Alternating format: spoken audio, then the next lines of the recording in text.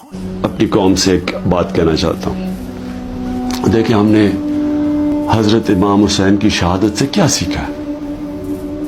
हमने सबसे पहले ये चीज सीखी कि जो ला इलाहा इल्लल्लाह, जो जिसका अल्लाह जिसको ईमान दे देता है और जिसको इल्लामा इकबाल कहते हैं इश्क, और मैंने एक इल्लामा इकबाल का फारसी में मैंने ट्वीट भी किया है और मैंने उसको अपनी इंस्टाग्राम और सारे फोरम्स पे कहा है कि वो फारसी का है लेकिन उसमें अंग्रेजी में भी और उर्दू में भी पूरा उसका तर्जुमा है। तो इल्लामा इकबाल उनकी शहादत को कैसे देखते हैं, इतनी खूबसूरती से उन्होंने बताया हुआ है कि ला इलाहा इल्लल्लाह का मतलब आज़ादी, और आज़ादी खौफ से भी, आज़ादी अपनी मैं से भी, और वो आती है इश्क अल्लाह से इश्क करने से।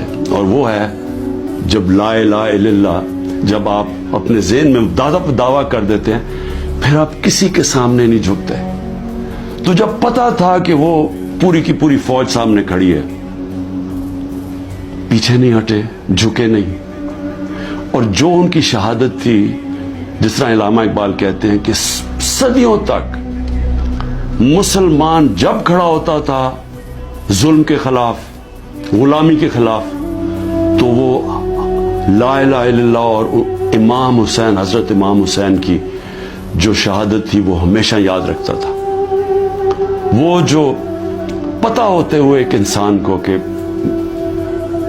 हम जीत नहीं सकते, यानी कोई मेरी मौत है, मैं ये जो खड़ा हूं स्टैंड के ऊपर, तो मैं जिंदा नहीं रहूंगा, उसके बावजूद वो इश्क कितना होता है ऊपर वाले के साथ कि वो कहता है कि मैं ये कोई ना समझे कि मैं खौफ के बुत की वजह से किसी के सामने झुक गया हूं। और ये होता है कि जिसकी जो उन्होंने बीज बो दिए कि हमेशा मुसलमान दुनिया में जुल्म के सामने जब लोग खड़े होते हैं तो उनको याद आता है वो उस कुर्बानी का।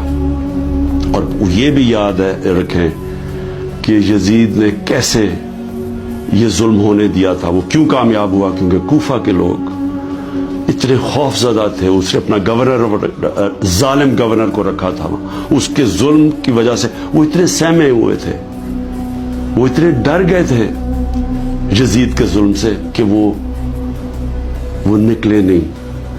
उन्होंने इतना बड़ा सानिया इस्लाम की तारीख में होने दिया और वो सारी जिंदगी पछताते रहे।